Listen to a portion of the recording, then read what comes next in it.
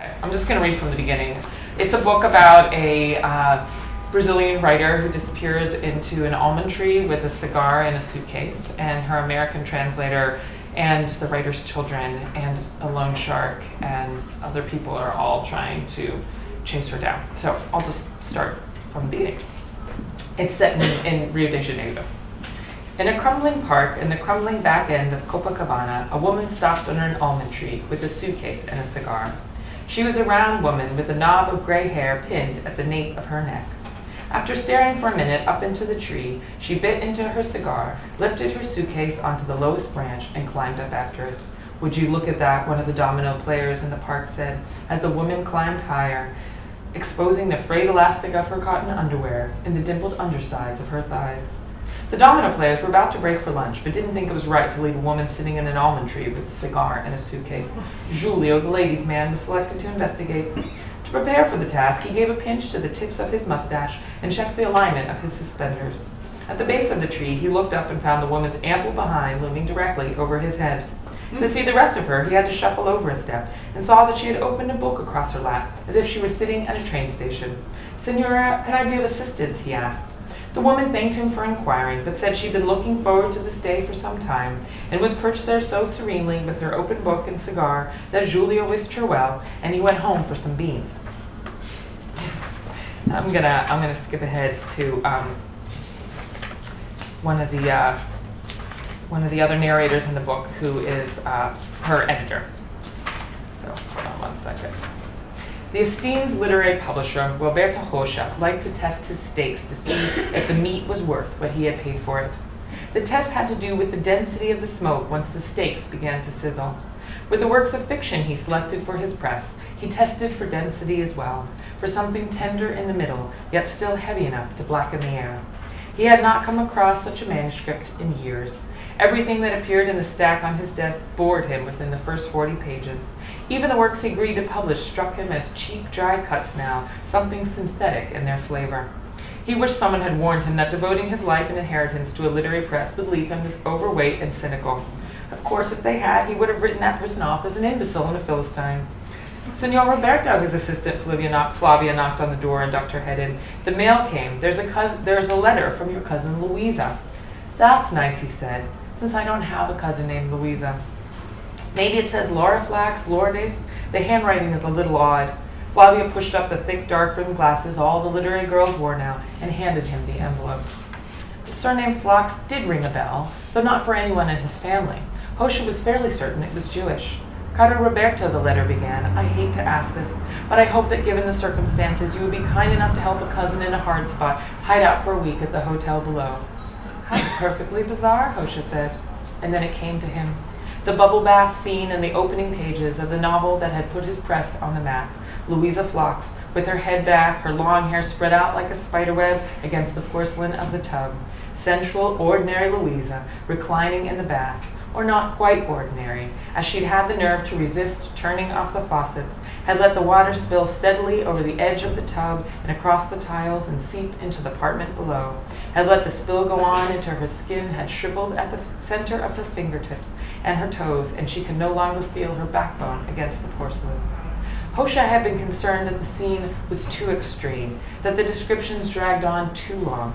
But Beatrice had insisted that was the point, to push everything, the amount of water, the details, to take all of it too far. The novel had been the only book Hosha had ever published that went into a second printing within a month. After her next book won every major award in Brazil, he had encouraged Beatrice to leave his press for a larger international house. He hadn't wanted to hold her back. He'd hoped she might continue to share her drafts with him, and she had, every one. "In the other desk," he said to Flavia, "is my checkbook. Would you bring it here?"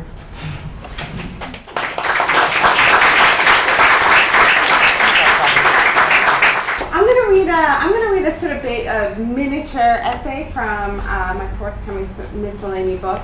And the great thing about reading miniature essays, I don't have to give you any context because I'll just read the whole thing.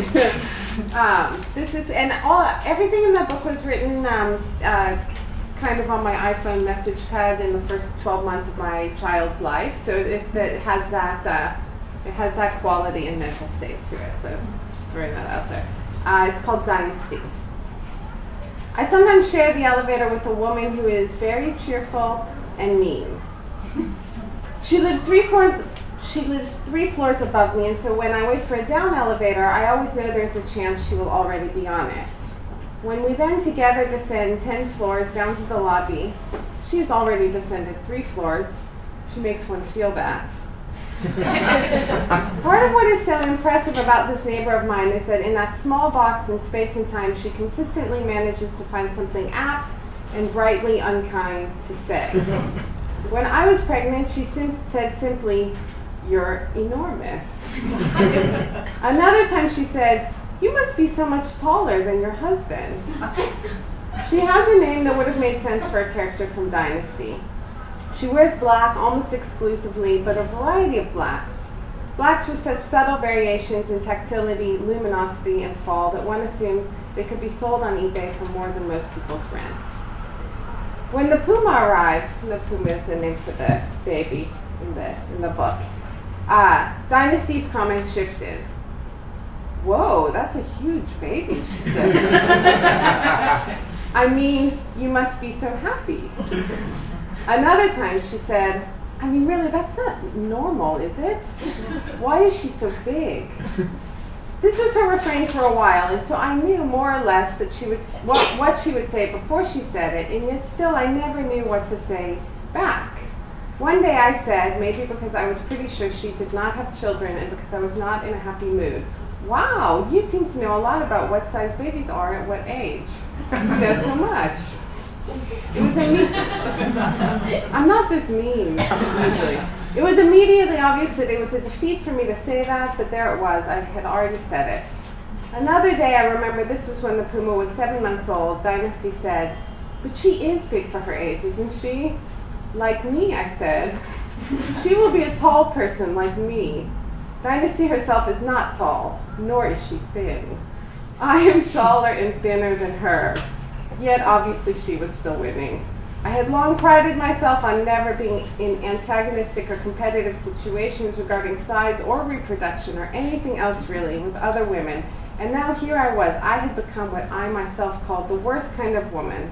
A woman who engaged with and assessed other women specifically on the level of things that had kept nearly all women down in the muck of a deforming sexual competition. Dynasty's hair has such a beautiful, deep-conditioned look to it, and is very long. And though it is a mixture of gray and black, this also seems to speak only of luxury and historic sexual power. After the tall comment, she again said of the baby's father that he was short.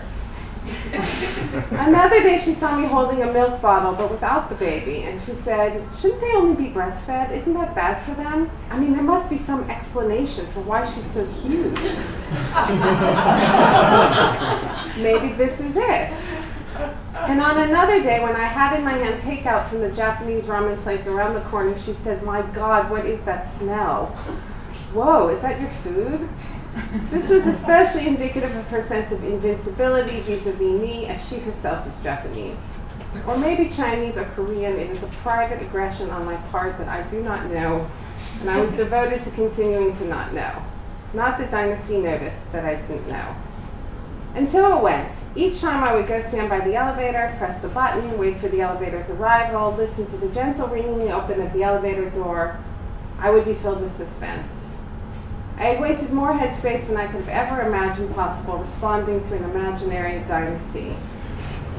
Yet even in the continuing expense of time, I found I still had nothing to say. Sometimes I would imagine saying to Dynasty that it was interesting what different people notice about a baby. Obviously, a baby is just a baby, and what people see in the baby is a reflection of themselves. Other times I would think threateningly, "My daughter is a baby now, but if you ever speak like that to my daughter when she's old enough to understand, I will destroy you." I actually think destroy, like in a bad movie or middle school. Sometimes I imagine simply asking Dynasty if she has a job. She is the wife of a very wealthy man who owns and runs an advertising firm located across the street. They own the entire top floor of our building, among other things, and I feel intuitively that she should and could be ashamed of this. I know that to say any of these things would be both wrong and weak, and also that it is the weakness rather than the wrongness that prevents me from saying them, which only makes me more in the wrong and more convinced that my being bothered by dynasty at all is evidence only of my usually obscured lesser self being the real, true me. Finally, I confess to the neighbors across the hall that I have spent hours on such thoughts. Then I ask my neighbors, for some reason it matters to me, whether Dynasty has a job. They tell me that Dynasty's husband dated her for years without marrying her, that she kept on working as a shop girl at Comme des Garçons, that her husband still wears only Comme des Garçons, that probably she does too, that he probably refused to have kids with her, and also that they have reason to believe that the couple never has sex. I say that I understand that they are trying to turn my cartoon villain into a real person, but I tell them that I don't appreciate it, that I prefer her as a cartoon. She, not me, embodies, I decide, the evil in the world that leads to women being preoccupied by weight, fluent in cosmetics, and aspiring to be dumb muses or high-end products of choice. She is the evil beneath the cartoon acne holes in the ground to which my daughter will be vulnerable. But another problem with being the mother of a baby is loneliness. On many days I speak with only one adult. And for many months now I have not seen Dynasty. Where is she? She had been so enlivening. She's so clever. And so pretty. Now I am tired. I wait at the elevator with my daughter who now walks, who pushes the button to call the elevator, who now understands the elevator, and never does the elevator door ring open to reveal our special upstairs neighbor. Each time my daughter and I are again in the hall waiting, I wait with hope. I would really like to see Dynasty again.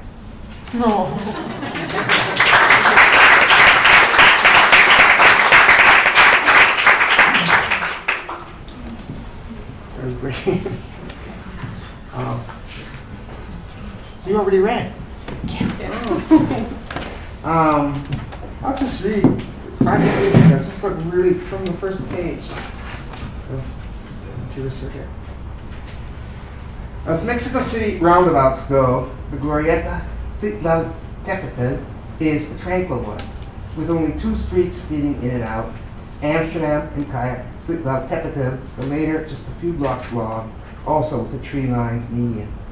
But during the rush hours, even this circle gets hectic as the Condesa fills with traffic, horns blaring and jabbing, cutting through the neighborhood to and from the major thoroughfares that border it. That's when drivers circling the roundabouts from the direction of Parque Mexico and busy Avenida Nuevo Leon routinely invade Calle Tepetel's opposite traffic lane for a shortcut left onto Calle Culiacan, about 30 yards down. Whenever one car seizes an opening, making a break for that lane, others, speeding up, follow in almost festively paraded outbursts of banal traffic delinquency. Many times, before it became automatic to look to my right before crossing, I had to hurl myself back into the curb. One late morning, 10 years or so ago, the traffic, as usual at that hour, light. As I was walking across the Glorieta Tepetel, I noticed a dark-colored Volkswagen Beetle going around and around it. Probably it was nothing more than that repeated circling that made me stop and watch. Or else maybe, for a moment, I semi-consciously wondered why a taxi, because back then most of the VW Beetles you saw in Mexico City were taxis, would be going around and around as if the driver were lost in a manner that just circling the roundabout was unlikely to solve. Or couldn't find the exact address in the Glorieta that his passenger was stubbornly insisting on. Or else was running up the fare on a sleeping or passed out passenger in this demented way. But I must have quickly noticed that it wasn't a taxi.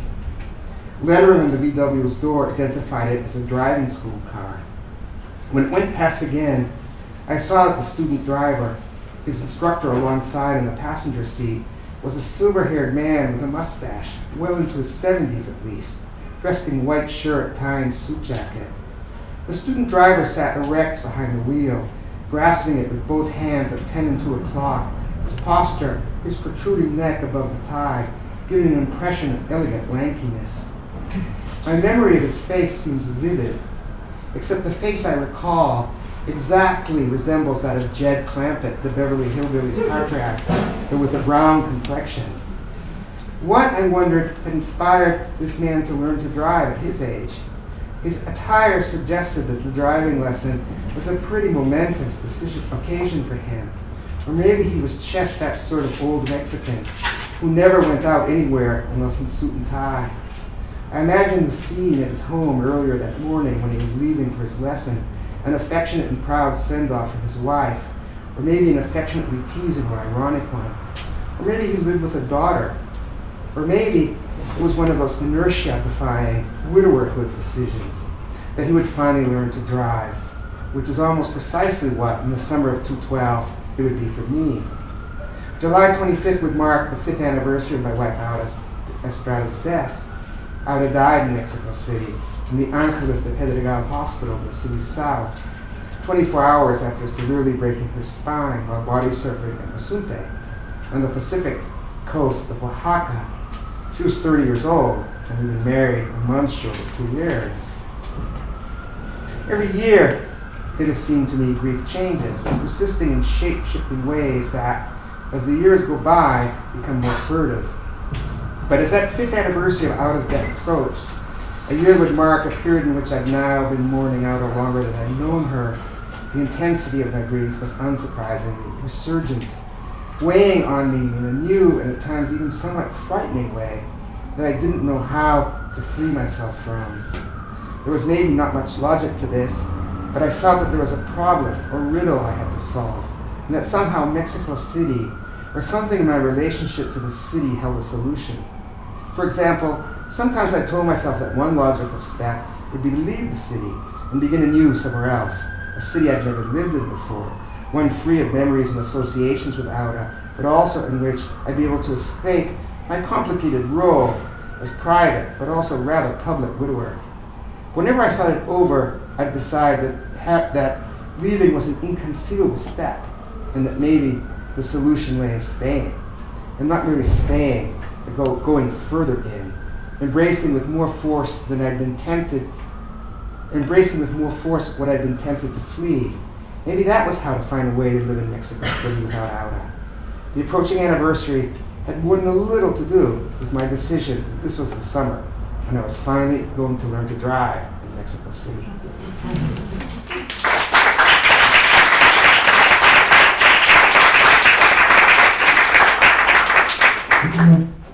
So I will also throw out a question, and then we'll just give each other a couple questions and maybe take questions from everyone. Is that okay? Yep. Okay, so could either maybe say something about how, because moving between genres is sort of the theme for the evening, of how your work as a fiction writer informs the writing you're doing, Little Labors and other nonfiction writing, and maybe for you, Frank, one way or the other, how fiction writing informed your nonfiction work or nonfiction informed your fiction work, one way or the other. How it informs. Shapes. It's Disturbs.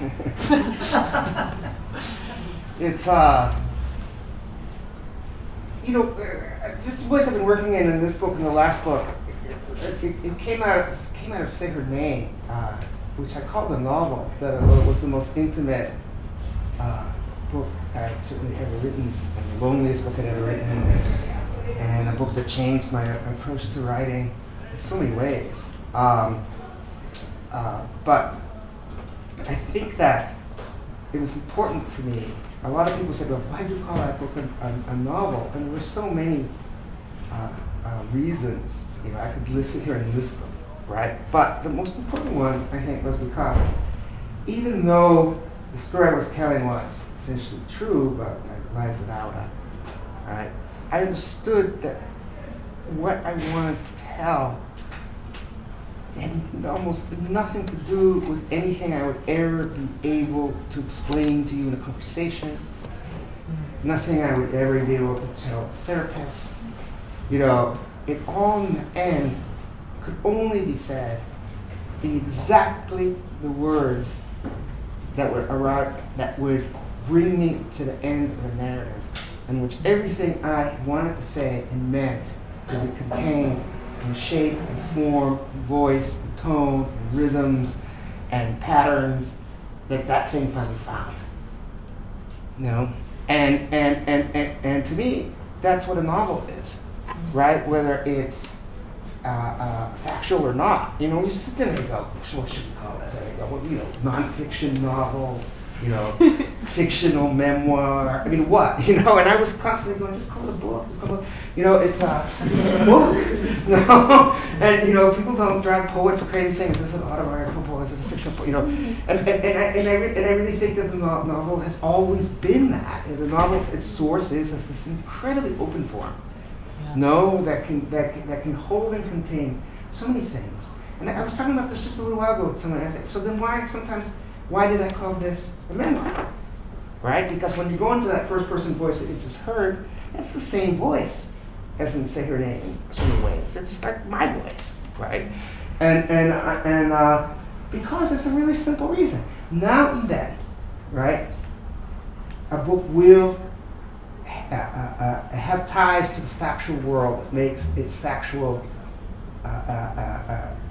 parts of it that are the factual content essential, that they have authority, right? So, for instance, you think of Hector Abad's great memoir about the death of his father, because we corresponded a bit. You know, why is his father was this human rights champion.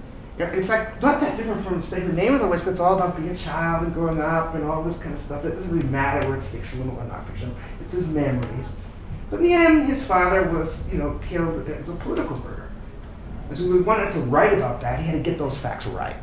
So when I talk about getting into Mexico City, I begin to understand, I really explore my relationship to Mexico City in this book. And a lot of it is very playful, not that could easily be called novel.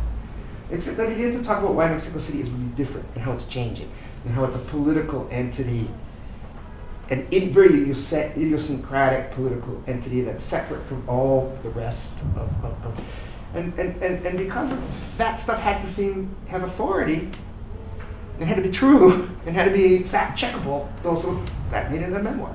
Well, I thought it was interesting that point that you mentioned that no one ever asks a poet, is this not a biographical poem? I mean, maybe they do, but not as much. And it's sort of like an interesting set of constraints, and I sometimes think the thing that seems to be the most sort of autobiographical is sometimes the most artful and structured. And for example, I was curious to ask you, in Ways to Disappear, like in a sense, I find like you have a character in there who's a Brazilian, who's translated works of like important Brazilian author, the one who climbs up the tree, and you have also translated the work of some strange female Brazilian writers, and yet I don't feel like the book is a veiled memoir, and I'm kind of curious like what kind of constraints how you ended up writing a novel. Did you seek to write a novel, or were you trying to think about something else and this was the form that came to you, or just almost like the order there? Oh, thank you. It's a great opportunity to say that. It has come up that I grew up 2 hours outside of Pittsburgh, but the narrator in the novel, I didn't read that section, but she flees Pittsburgh. I actually fled to Pittsburgh because my town was even more depressed than Pittsburgh. And so in the novel, and I did translate a Brazilian writer, Clarice Lispector, but it's not the writer in the book, and the translator is not me. I've actually never cohabitated with an American man ever. So only with a Chilean one for like 17 years. So I mean, in many ways, it's not me. And I always was a writer first. I mean, I came to translation as a writer, and I think I very much translated as a writer, so that if I chose a book to translate, it was because it said something that I wanted to work on as a writer. And the translator in the novel, it only translates one writer, and so her identity is very much wrapped up with this woman because she has basically spent her whole professional life translating one person. And I think there are translators like that, and I think there's something really rewarding about that. I think Richard Zenith, who's basically, he not only has translated the Portuguese writer Fernando Pessoa, I think he runs the museum for Pessoa in Lisbon. And dresses up like Pessoa. Yes, yes. And I think he has, He's actually that statue. I think he has, Pessoa has all these heteronyms, Pessoa has written under a bunch of made-up names. I think one of them is Richard Zenith. I mean, it might be possible. And so that's a very different experience, and I think for me, I never translated more than one book by any one writer, not because I didn't want to line, but it was always very much driven by something that I was interested in as a poet or as a writer in general. So it's been interesting that people assume, I think there's a lot of autobiographical fiction, especially happening now, but this actually wasn't. I mean, I think it's driven by my interests, but nobody in the book is me, except in the way that all of your characters are always you, you know, because you created Exactly them, right. you know, and so I think everyone in the book has something that I've experienced emotionally. Otherwise, I don't think I could have written their lives. But I think the translator is definitely not me in that way, because you know our lives are very different. Though of course places she goes in Brazil are all places that I've gone and I could write them from memory. People also ask, like, was it research or something? And I was like, no, it was lived. You know, there's a part in the book where they get stuck in a monsoon in a hotel for a long time, and I once got stuck in a hotel in a monsoon in Brazil. So I drew on that, but not that I was there, you know, chasing down somebody who had a lot of poker debt. It wasn't. Have you done any online gambling? I actually have a friend who has made a living in doing online gambling for a really long time. Don't tell anyone, because everyone will think they can do it. I know, but it's yes. Have you tried it?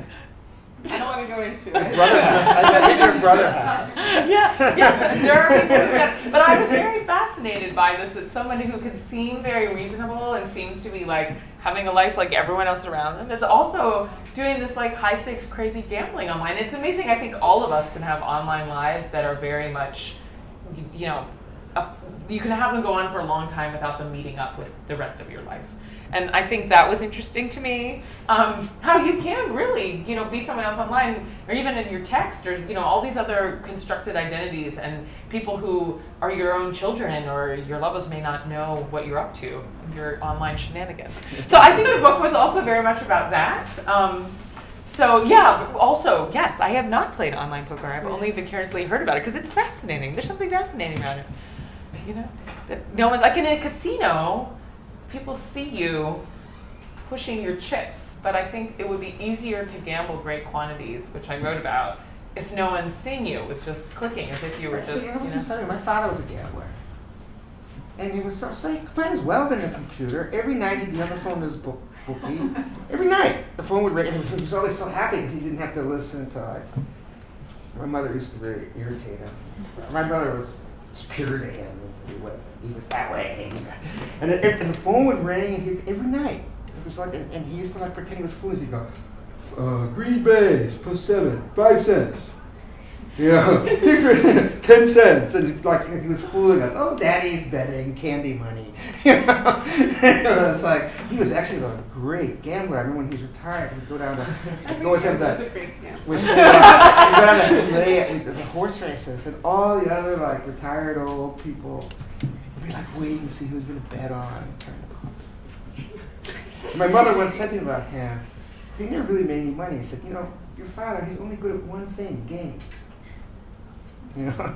Was it sort of post facto for you that you called The Interior Circuit a memoir, or did you know from the beginning, okay, in some sense this is the voice of Say Her Name, but this isn't a novel? I mean, was that something you kind of discovered while you were writing? No, I knew this was... Or you knew from the beginning? I knew from the beginning. Yeah. in this vignette, I think you could call that a short story. Yeah, and I'm like, I'm not really that mean, I'm exaggerating. Yeah. So it seems like, you know, it reads like a sort of short story, like Lydia Davis kind of short sounds story. too sweet. But I do think, like, I am interested. I often find, like, for me, like, the structural difference between doing, like, a piece of journalism or doing a piece of fiction or doing an essay makes a big difference that I'm not really in control of. Like, just like you said, just the constraint of sometimes you need the sort of kind of one-to-one correlation with the factual reality is like an essential part of what you're doing, and then you're stuck with the facts, and sometimes it's just like a body of knowledge you know, but you can flip it to your purposes. Like you're like, oh, Pittsburgh is actually the big glorious city that I'm going to. Oh no, it's actually like the place I'm, you know. Yeah. So I think I'm kind of curious how it is that you found yourself writing a novel when you have always like the choice to do different things. Was that deliberate, or were you like, oh, I'm just pursuing this voice that's of interest to me? Oh, it turns out it's not a poem, it's not an essay.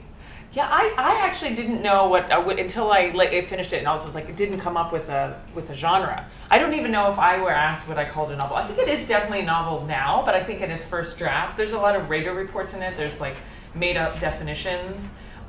which I don't usually read at readings because I think it's kind of hard. I actually heard the woman who does the audio version, and she reads she colon, comma, the way you would in a, and I was like, oh, and I was like, I guess you would have to hear that, but I think in my mind it would definitely something you would see on a page, the way you would see a definition on a page. So the book has all these different things in it, radio reports and sort of messy definitions.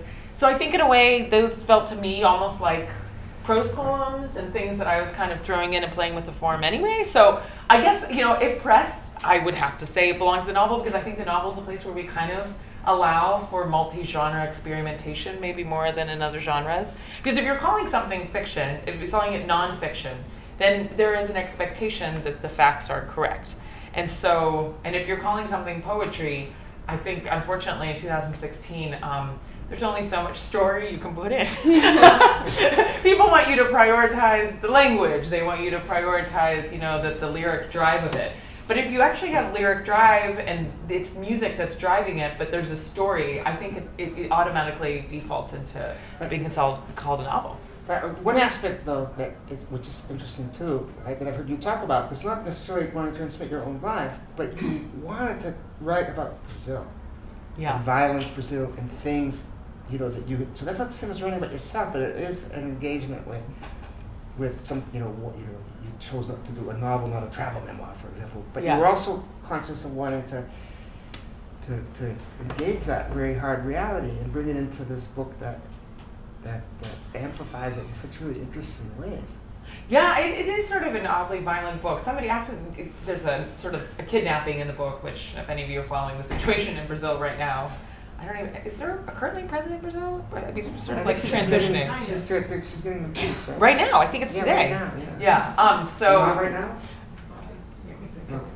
Anyway, it is this week, the impeachment of Dilma, the current president in Brazil. So there's a lot of chronic violence. When I lived in Brazil and also corresponding with Brazilian writers that I've translated or when I was visiting them, I was constantly struck that the violence that I sort of experienced growing up in a rural place full of lots of people who hunted and, got off. I remember always in the woods you would hear people hunting on non-hunting days. There was just always people with rusted shotguns in western Pennsylvania. But it was nothing compared to what you would see in Rio on the beach. People it was just a very different kind of violence. And so I think I wanted to write about that too, sort of cultural differences in violence. And the novel seems copious in that way, that you can kind of take all of these things and pour them into a story. And once you have a storyline, you can kind of hang all of your ideas on it, kind of like clothes on a laundry line. And as once somebody's missing and you have a loan shark and the story just moves, it's really great. You can just take all of your manifestos and your mysteries and just hang them on the line. So I think that once I came up with that, then I was kind of committed to calling it a novel, I think.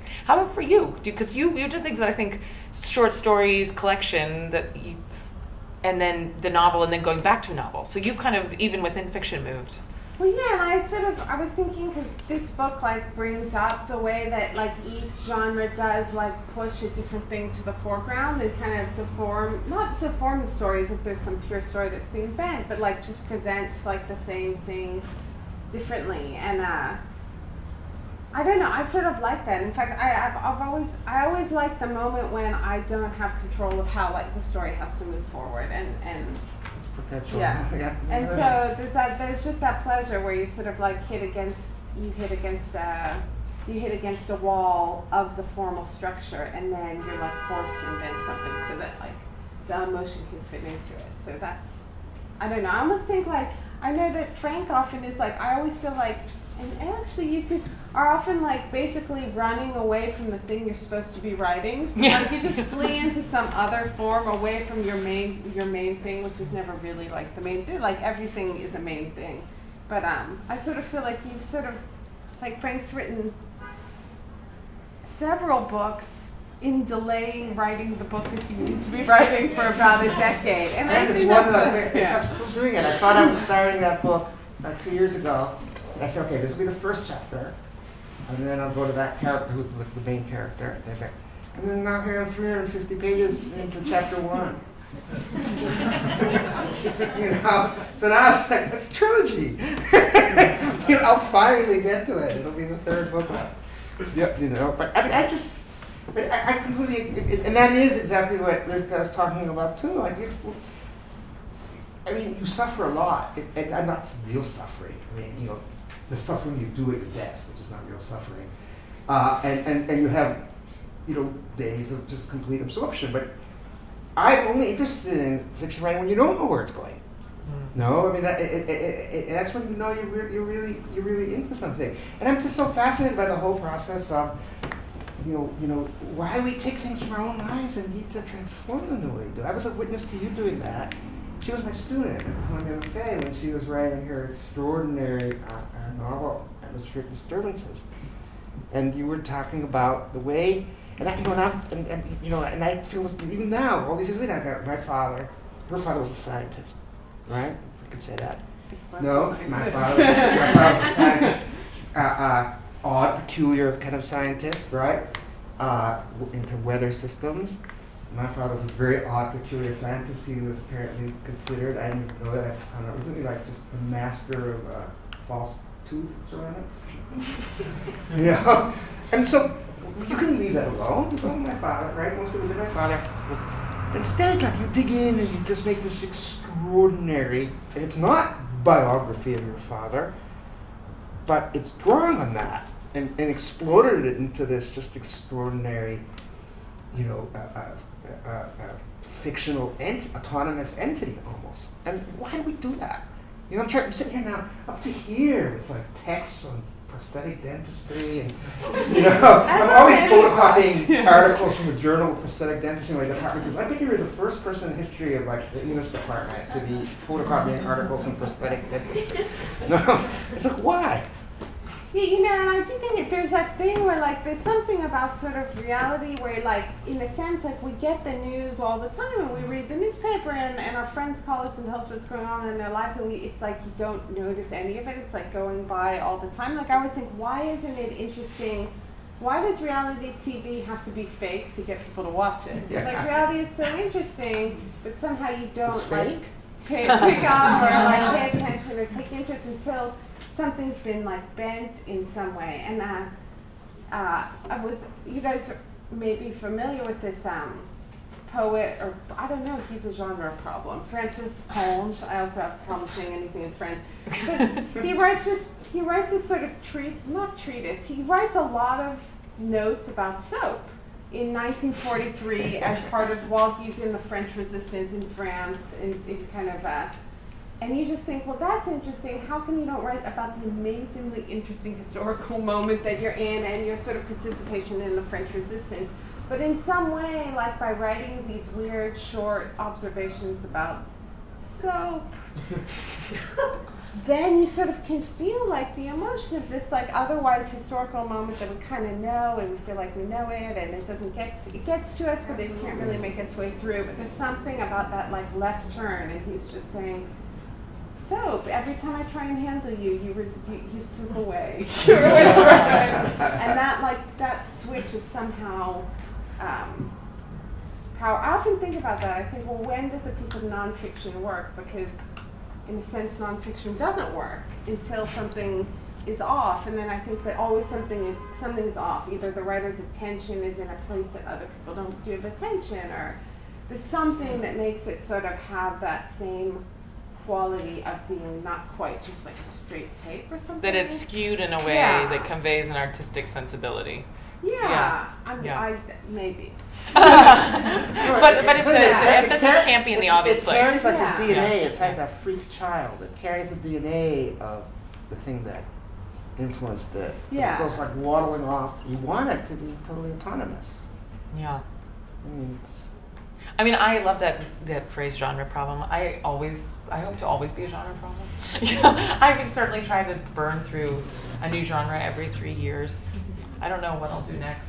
I always saw this like pottery center on 3rd Avenue, and I was like, maybe I don't know, throwing some ceramic shards to the next book. I don't know, something like that. But I do think there's something about kind of resisting being seen in any one genre in a way. Because I think, in the MFA programs, you have to commit to a genre when you get into an MFA program, and then you have to produce a thesis that is considered that genre. And I think that can sometimes be really confining, and then you graduate and you're like, oh, you have a degree in this thing that you opted for, and then for me, in my case, I think I'd always been interested in doing both, but then I sort of like boxed into committing to poetry, and then it was like 10 years later, and I was like, although really, I really want to do this novel, and I didn't even tell anyone that I was working on it for a really long time. I just said, I told you about it was done. Yeah, well, yeah, until it was totally done, but I walked into a bookstore and told the guy in the bookstore who knew me as a poet and knew me as a translator, and he's like, hey, what are you working on? I was like, oh yeah, I just sold a novel. And he was like, by whom? I mean, that. But I do think like if you are working in a genre where people don't expect you to be, then I think there's something really freeing about that. It's kind of like getting to be 24 again, which when you're not 24, it's a nice feeling, you know. Should we switch to questions? Yeah. Yeah.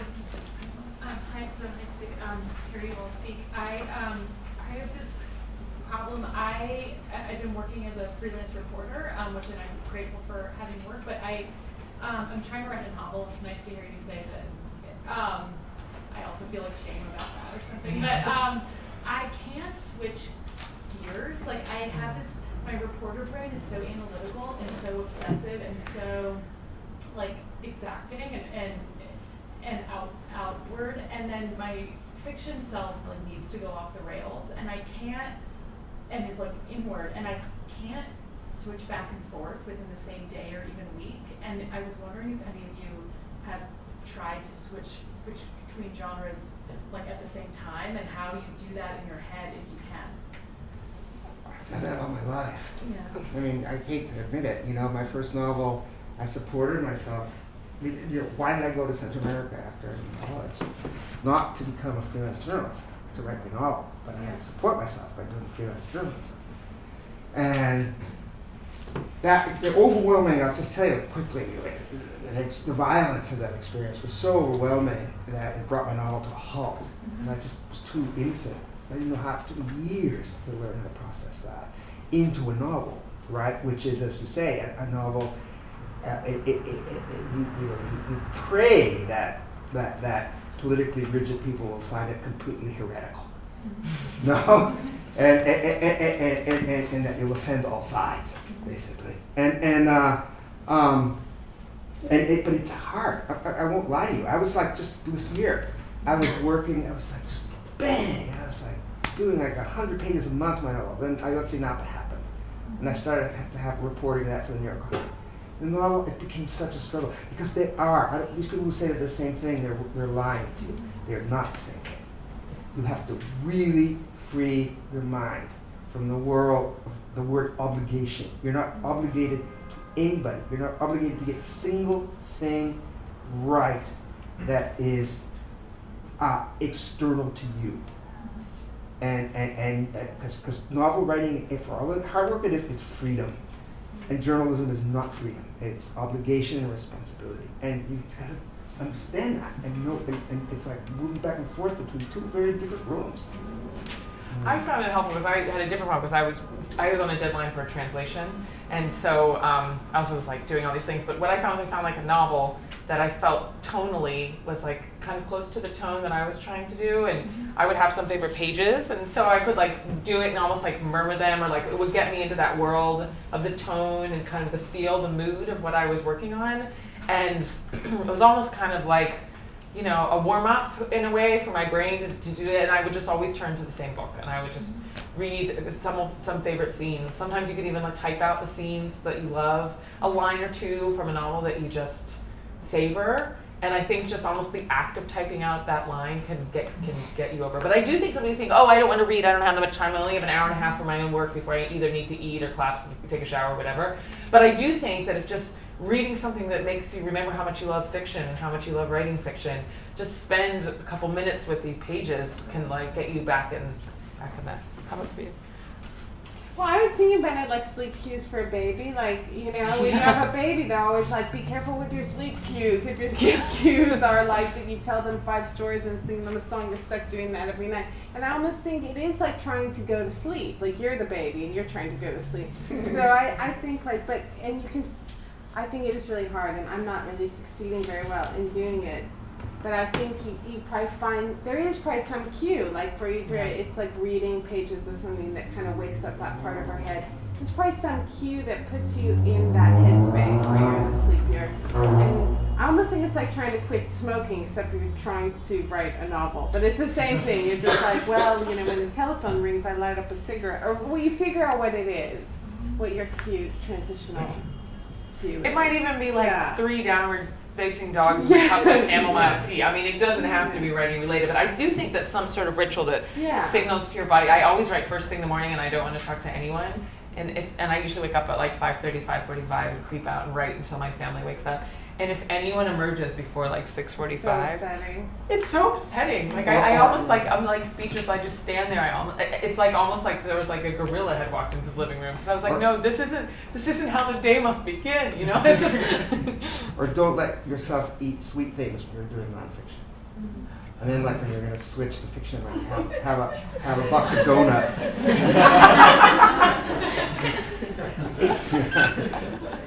a food cue. I want a food cue. A food cue sounds very efficient.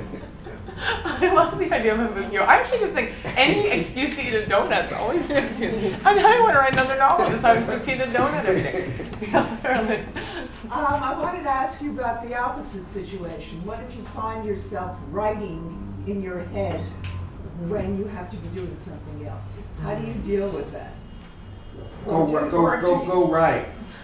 But Ignore the other thing you have you to might do. be crossing the street. You might be on the subway. You might Oh. be I'm for on the deadline. crossing the street part. I just think that sounds so good that I don't have any suggestions for curing it. That just sounds like a really good problem. And how do you remember what you're thinking about? But you Do you have should. to stop? I mean, I do think. I mean, I am embarrassed because I hate technology, but I do use my stupid little yellow cat. There's like a note thing on my phone, Yeah. Okay. and I do use it. But I mean, I'd rather use something more romantic like paper and pen. But sometimes it just, you know, I do think you should use that energy. I love it Whatever because you can do. cut and paste into Microsoft Word from it. Oh. Which is great. I use it too. I use it Yeah. constantly. I wrote like a whole book of poems on my phone on the New Jersey Transit on the way back and forth from Princeton. Because I had to take 3 trains to Ooh, get right on there. phone. Someone else is doing Yeah. it. Yeah, but I would write it and also I think there's something freeing about writing things on your phone because it Because doesn't it's count. garbage. You're like, It's yeah, it's garbage. just like- And then later on you cut and paste it into Microsoft Word and it doesn't seem like such garbage anymore. It's just like completely transformed by seeing it on a larger screen and putting in some double space and you're like, that's not too bad, you know. Do you ever read the dream pages of screaming text? Only when I'm really inside a project. I remember like that thing when you're really inside something and you're sleeping and you think you're working. It's Yeah, unbelievable. it's I mean, literally, a amazing. pages of screaming text to be dreaming. You feel like Just watching you're it, and you reading try it and not to, you wake writing up and you it. write some of it down. Yeah. It's And then in not the always morning that it good. will be, you know, and I ate 12 donuts. Blue wings, and, you know, like it's some complete nonsense. You thought it was so profound when you woke up at 4 in the morning. No, I have those dreams a lot. They're But great so things come weird. from them. Yeah. Sometimes, but sometimes it's so, Oh, it does not so good. yeah, But it feels good. it's Yeah. much better than I had that. written It's it like- when They're I- not sex dreams, you know. It's like they're words. I had written when I was in Chile on my phone, which I don't usually have there, but I had written on it like a year ago, go back to the headless chicken. And I came home and I looked at that and I was like, what was I thinking? And then I was so glad I had written it down because I had heard this anecdote about a headless chicken that somebody who had done a lot of black magic, she was like a bruja, had been fired from this factory of this man I know, and to put a curse on the building by putting a headless chicken and hanging on the door to curse the factory. And I was fascinated by the story, and they had to call in a second bruja, and she had to do a counter curse, and it just like escalated from there. And I had forgotten how moved I was by the thing until I saw the note on my phone that said go back to headless chicken, and it ended up becoming a story. It like came out last month, and I don't know if I would have gone back to it if I had not written myself this incomprehensible note. So it can be a good thing. I have a quick question about place. So you wrote a book set in Brazil and you wrote a book set in Mexico, and earlier you were talking about how nonfiction And set in Argentina. you have this huge commitment to accuracy in fact when you're writing nonfiction, and in fiction you don't have that. But I would like you to speak a little bit about cultural representation and how you think place appears in your work, and if you have a sense of responsibility about that. I think I think in American writing, I've noticed that people talk a lot about emotional truth, but there's less conversation about cultural truth. And there are a lot of books, I think, that come out that are about other countries that people maybe have Googled or have visited briefly, but they don't really know them. And if you have lived and know those countries and you read an American book that has things happening there, it's kind of disorienting, you know? Actually, this was like my proudest moment. There was a review that came out of the book in Portuguese, and the woman was like, it was a Brazilian journalist, and she wrote it in the review. She said something like, "Oh, I saw this American who wrote a book about Brazil, so I assumed that she was going to get everything wrong, but she didn't." And I was so shocked, and I was like, you know, my mission on this earth is complete, because I was so excited that she had found it culturally true, because I think there's a lot of American fiction that gets translated that often isn't culturally true. And that, I guess, for me as a translator was knowing the places I was writing about, having translated writers from there, that I really wanted to get there. And I shared it with several Brazilian friends who are writers and non-writers too, and were like, I want you to tell me if you think that anything I'm writing about the violence in Brazil or anything that's happening in your country doesn't ring true for you culturally or emotionally. And that was important to me. So yes, I agree. I think cultural truth is as important as emotional truth, because in some way cultural truth is emotional truth, right? The way you experience the country is your emotional experience. I think they're in some ways, you know, one and the same. And the great thing in fiction, if you have a first-person voice, I mean, there's different obligations. A first-person voice is, they're obviously wrong about everything. Like, they're wrong about their own country, they're wrong about the other country, so then it sort of becomes a different thing. You have to be faithful to the way in which the voice is going to be wrong about this other place. Just in the same way that, like, the voice is going to be wrong about their parents and wrong about their friends. And so I think they're like different ways of being honest, because usually, like, it's that tricky thing where you sort of think, well, the third person omniscient gets it all voice is like, that's very difficult, and it's rarely going to be the solution. It's often going to be a solution in a more Jane Austen-y way, where it's like a cultural voice. It's a third person kind of collective, this is the way we see it kind of voice.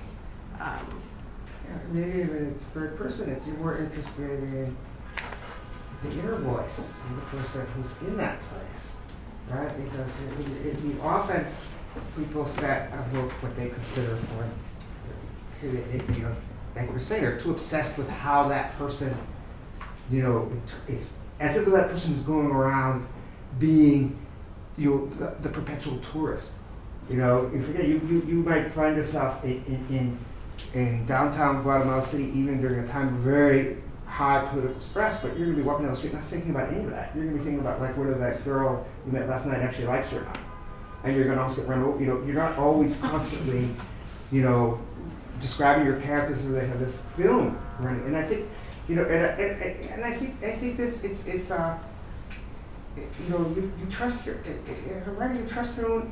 If you don't trust your own experience of a place, what do you trust, right? And you start trying to put, just when you're writing about people, you start trying to put your finger on the scale to make a place seem more likable or more evil, or you're censoring yourself, or censoring your own experience of a place.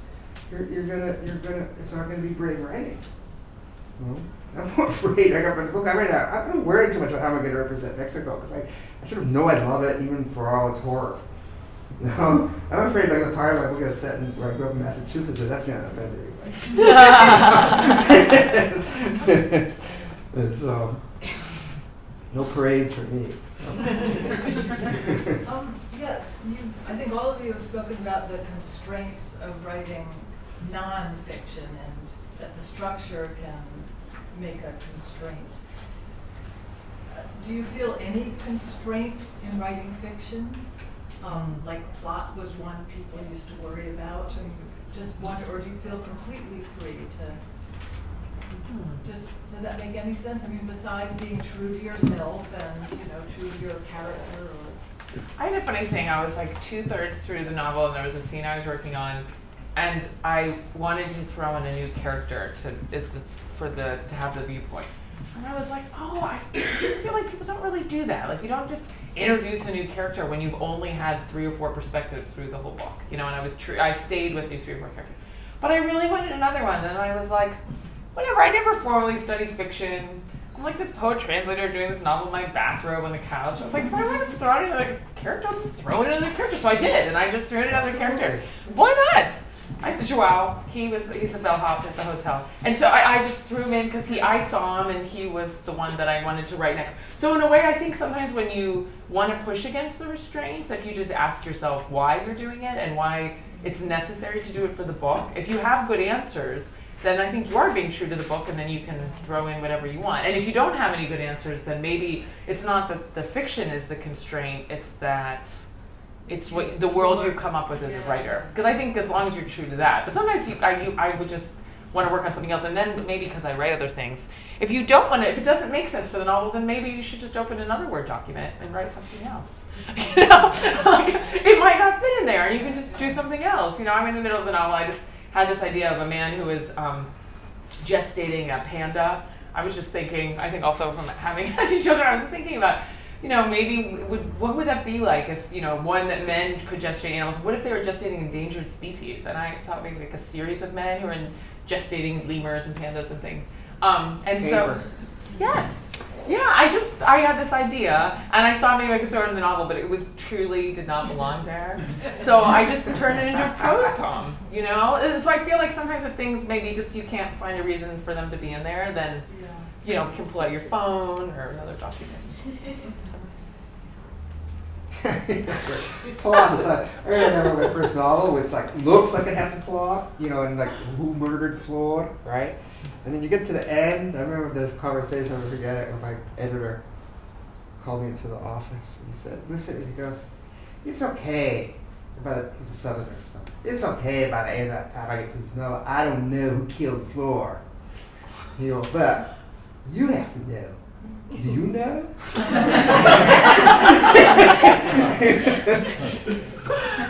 What did you say?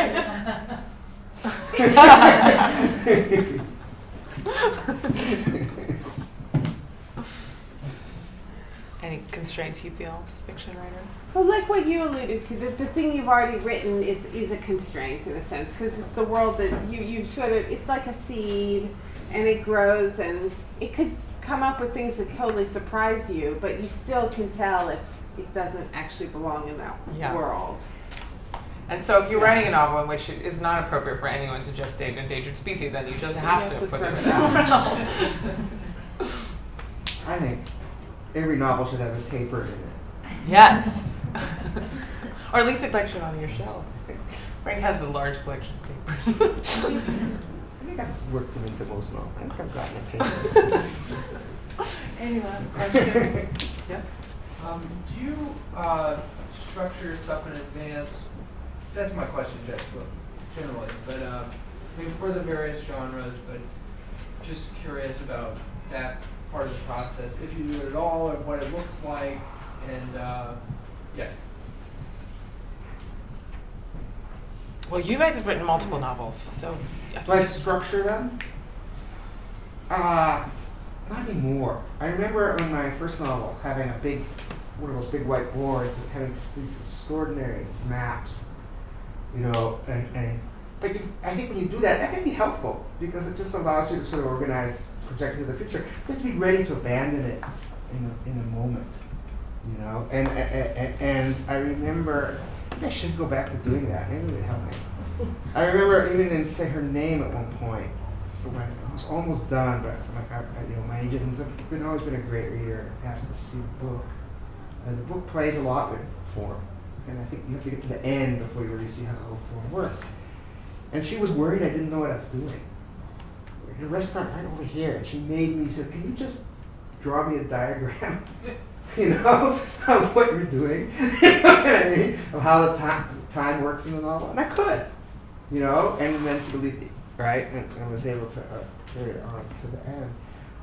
I think, you do anything you can that's going to help you. Right now, for some reason, I'm not doing it. In the past, I have, but don't get attached to it. No, because it all has to come organically.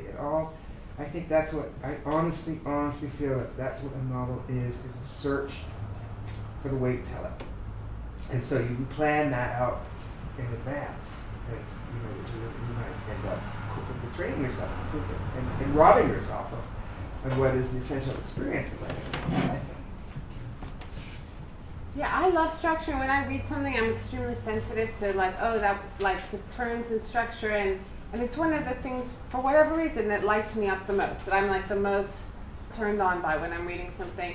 And so when I'm trying to write, I'm always thinking about structure, but I often find it's not until the end that I sort of recognize what the structure is. So I usually am trying to plan it, because that's the kind of person I am, just in life in general. I'd like to sort of know. But I finally decided that, although I still do try, but it's kind of that idea that, like, for example, like, I could probably I can multiply 7 by 7 in my head or whatever. Maybe I can multiply 7 by 51. But at some point, like on a piece of paper with pencil, you can solve a more complicated problem. And the idea that in fiction, somehow that doesn't count and that you can do it all in your head, I just still think that a pencil and paper makes you smarter than you are. And so that if you have space to work it out, you can have a thought that's bigger than you can actually fit into your head in the planning. And so I just think to myself, okay, like, I want to be really in control, and I sort of think this seems like an elegant and appropriate structure, but then actually hopefully the thing is bigger than your own thoughts or planning. And so I think I both think I think it's only good to sort of plan, but like Frank says, assume that planning is really just a form of thinking. It's not actually like the final plan, and if you don't follow it, you're like not obedient to art. Like I think it's just a way of thinking. And something unforeseen is becoming. I think structure. I think the biggest surprises come out of a good, solid structure. No, it's like it's almost like sight. You just see one of these beautiful designs beginning to form. And I really, really believe that the real architect, the person working the blueprints, is actually your subconscious. Because you know how you like fumble around for a year on like the first chapter, and I think all that time your subconscious is casting ahead. Yeah. And starting to see where the little lines go, and literally making a geometric pattern, kind of. And so when the book begins to pick up speed, it starts following these tracks, you know what I'm saying, that have been, and you start seeing a structure. And I think you can pull back. Like I think when I was writing them, there were things that I wrote in and then I actually ended up deleting them because, I mean, a lot of that what I needed to know plot-wise, but it actually was a more meaningful, mysterious story if they were out, you know, and sometimes you can't see that until you get far in. You know, that like the leap will be more enticing to the reader because you needed that scene to get to the next one, but that the reader doesn't need it. I think that's about all we have time for. Whenever you guys join us for